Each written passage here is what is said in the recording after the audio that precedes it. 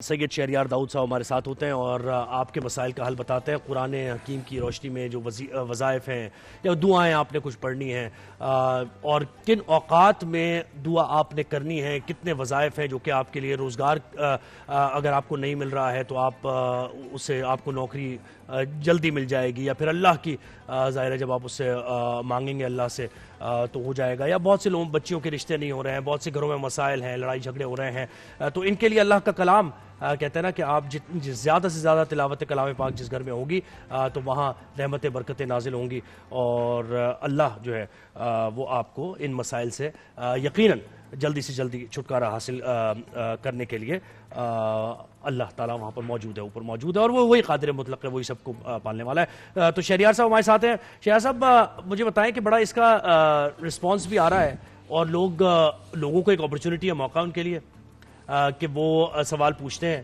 اور مشکل سوالات بھی ان کے ہوتے ہیں، کچھ آسان سے سوالات، بہت سے ایسے سوالات تو ہوتے ہیں جو آپ یہ سوچتے ہوں کہ ابھی اس بارے میں انہیں علم ہونا چاہیے تھا، یہ سوال کیوں پوچھ لیا، ایسا ہے نا؟ بالکل ایسا ہے۔ بسم اللہ الرحمن الرحیم، اللہم صلی وسلم وبارک علی سیدنا و مولانا محمد وعلی آلہ وصحبہ وبارک وسلم۔ سوال کرنا تو ایک علم دوستی کی نشانی ہے کہ کوئی سوال کرتا ہے، سوال کرنا چاہیے، اچھی بات ہے، اور قرآن بھی کہتا ہے کہ اگر تمہیں جو چیز معلوم نہیں ہے تو صاحبان علم سے معلوم کر لو، یہ اچھا ہوتا ہے۔ اور پھر اس طرح بھی ہے کہ جب تمہیں کوئی مشکل درپیش ہو تو اس طرح فرماؤ، قرآن کی آیت ہے کہ اعینونی یا عباد اللہ، اے اللہ کے بندوں میری مدد کرو۔ بالکل، تو ہمیں ایک دوسرے کی مدد کرنا چاہیے۔ یا میں ایک بات بڑی وضاحت کے ساتھ عرض کر دوں کہ ہم میں سے اکثر لوگ یہ کہتے ہیں کہ یار اللہ تعالیٰ ہماری غیب سے مدد کر دے۔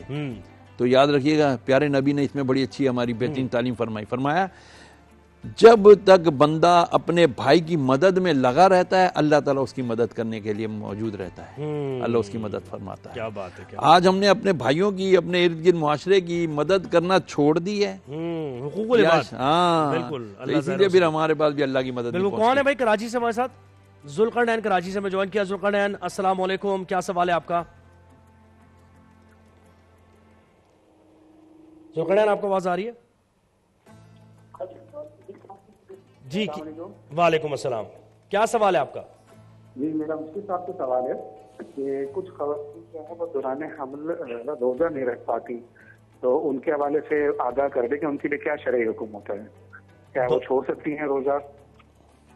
صحیح ہے، پہنچ گیا؟ ہاں جی، یعنی کہ ڈیورنگ پریگنینسی خواتین روزے رکھ سکتی ہیں یا نہیں؟ دیکھیں اگر تو خواتین کے اندر اتنی سکت ہے، طاقت ہے، وہ سمجھتی ہیں کہ جی ہمیں رکھنا چاہیے، کیونکہ حضور کی حدیث ہے کہ سومو تصحو، تم روزہ رکھو تو صحت یاب ہو جاؤ گے۔ ہاں البتہ کوئی خاتون اتنی کمزور ہے کہ وہ نہیں، مطلب کہ ڈیورنگ پریگنینسی وہ نہیں اس کو بیئر کر سکتی، نہیں تو وہ روزہ چھوڑ سکتی ہے، کیونکہ اسلام ہمارے لیے آسانی چاہتا ہے۔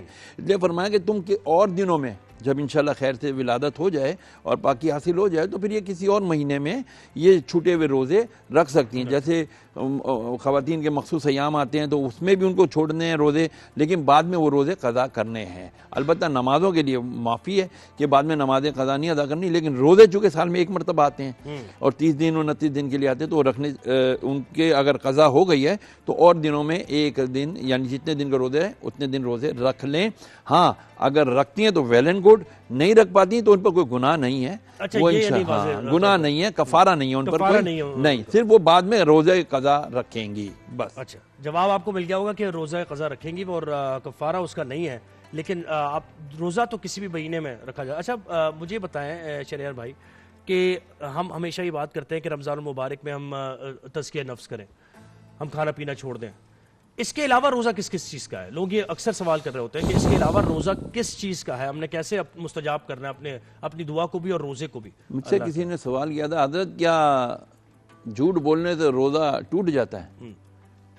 میں نے کہا جھوٹ بولنے سے روزہ تو نہیں ٹوٹتا، لیکن ایک گاڑی ہے اس پہ اگر مٹی پڑ جائے تو کیا آپ پسند کرو کہ گندی میلی گاڑی کہیں لے کر جائیں، کسی اچھی سی بارگاہ میں، کسی اچھی محفل میں جائیں تو آپ وہ گاڑی، آپ کہیں گے گاڑی کو صاف رکھیں۔ یہ جتنے ہم گناہ کرتے ہیں نا، جھوٹ، غیبت ہے، چغلی ہے، وعدہ خلافی ہے، لوگوں کے حقوق غصب کر دینا ہے، ایسے ہی ہے چل کرو یار میں تو ایسے ہی مذاق کر رہا تھا، اور لوگوں کے دل آزاریاں کرتے ہیں، اس سے جو ہے نا روزے کی چمک دمک ماند پڑ جاتی ہے۔ روزہ تو ہو جاتا ہے، فرض تو ادا ہو جاتا ہے، لیکن کیا آپ چاہیں گے کہ یہ سفید ہے، اس کو میں ایک دم گندگی میں اور یہ صفائی نہ کر کے ایسے رکھا ہوتا ہے؟ یہاں پر نہیں رکھا ہوتا نا۔ تو اللہ تعالیٰ کیا ہے؟ اللہ تعالیٰ خوبصورت ہے، اللہ جمیل و یحب الجمال، اللہ خوبصورت ہے، خوبصورتی پسند کرتا ہے، اپنی شان کے مطابق خوبصورت ہے، وہ جسم تو اس کا ہے نہیں۔ تو کہنے کا مطلب یہ ہے کہ اگر ہم نے روزہ رکھنا ہے تو روزہ کس لیے ہے؟ ہمیں پاک کرنے کے لیے ہے، تقوی حاصل کرنے کے لیے۔ اور جیسے کہتے ہیں کہ لوگوں کے ذہن میں یہ بھی غلط فہمی ہے کہ سونا بھی عبادت۔ احمد علی لاہور سے ہیں۔ احمد علی السلام علیکم، کیا سوال ہے آپ کا؟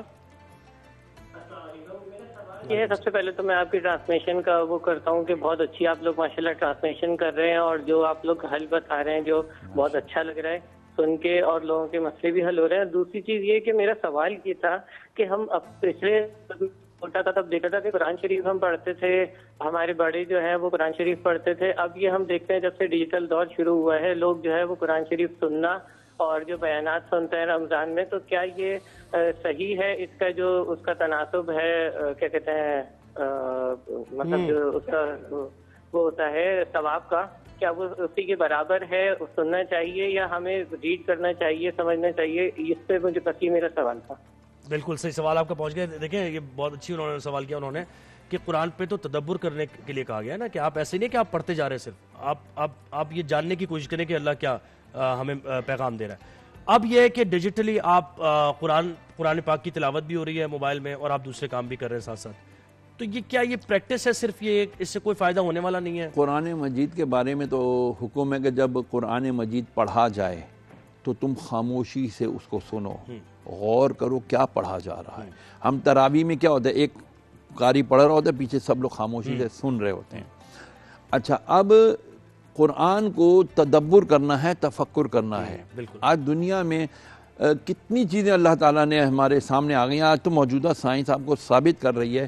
اب میں آج صبح سورہ نحل پڑھ رہا تھا، اس میں اللہ تعالیٰ نے شہد کی مکھیوں کا تذکرہ کیا ہے، اس میں اللہ تعالیٰ نے گدھا، گھوڑا، خچر کا تذکرہ کیا ہے۔ اللہ نے اس کے اندر اپنی دیگر بڑی، اللہ تعالیٰ فرماتا ہے میں حقیر سے حقیر چیز بتاتے ہوئے یا مثال دیتے ہوئے میں نہیں شرماتا۔ مچھر کا تذکرہ کیا ہے، نمرود کو کس طرح لنگڑے مچھر سے اللہ نے جو ہے نا وفات دی، مار دیا، وہ اپنے سر پہ جوتے پڑواتا تھا جبکہ خود کو خدا کہتا تھا۔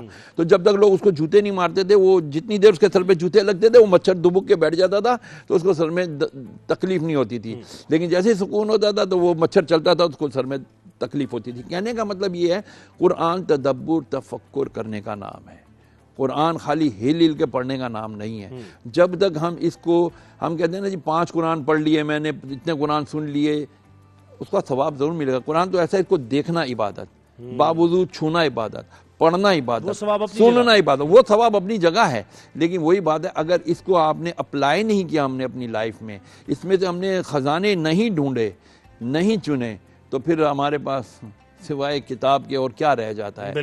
مجھے ان لوگوں پہ بھی بڑا خوشی ہوتی ہے کہ جب وہ کہتے ہیں کہ یار ہم اللہ تعالیٰ نے جب ہمیں قرآن نصیب کیا، ہم نے قرآن کو اسٹڈی کیا، جیسے ڈاکٹر جیفری لینگ تھے، وہ اپنی کلاس میں آئے تو ایک نوجوان پڑھ رہا تھا، کہتا یار آئی ایم ہیپی کہ تم کلاس میں پہلے سے موجود ہو، کیا پڑھ رہے ہو؟ اس نے کہا میں مسلمان ہوں مراکش سے، میں قرآن پڑھا ہوں۔ بولا یار you highly qualified person, you still believe in religion, تم ابھی بھی دین پر یقین رکھتے ہو چاہے کوئی بھی ہو؟ کہتا یار بس مجھ سے، تم میرے ٹیچر ہو۔ اس نوجوان نے کہا میں تم سے بحث نہیں کروں گا، بس پلیز میرا فیتھ میرے ساتھ، آپ کا فیتھ۔ کہتا نہیں مجھے یہ کتاب دو، انگلش ورژن تھا، اس نے ان کو دے دیا۔ 8 سال doctor Jeffrey Lang, he was the best physics کا ماسٹر مائنڈ ڈاکٹر، الحمدللہ 8 سال اس نے کہا میں نے 1978 سے 1986 تک میں نے الحمدللہ اس کو اسٹڈی کیا کہ اس میں کوئی چیز خراب نکال لوں، لیکن نہیں نکال سکا۔ بالکل، یہ دیکھیں یہ آپ نے بالکل اچھی بات کی ہے، اور آنے والی ٹرانسمیشنز میں ہم کوشش کریں گے کہ اس قرآن اور سائنس کا اکثر یہ ہوتا ہے نا کہ سائنس کو الگ کر دیا جاتا ہے کہ بھئی قرآن الگ ہے اور سائنس الگ ہے، اور بہت سے پروگریسو لوگ یہ اس قسم کی کچھ باتیں کر رہے ہوتے ہیں،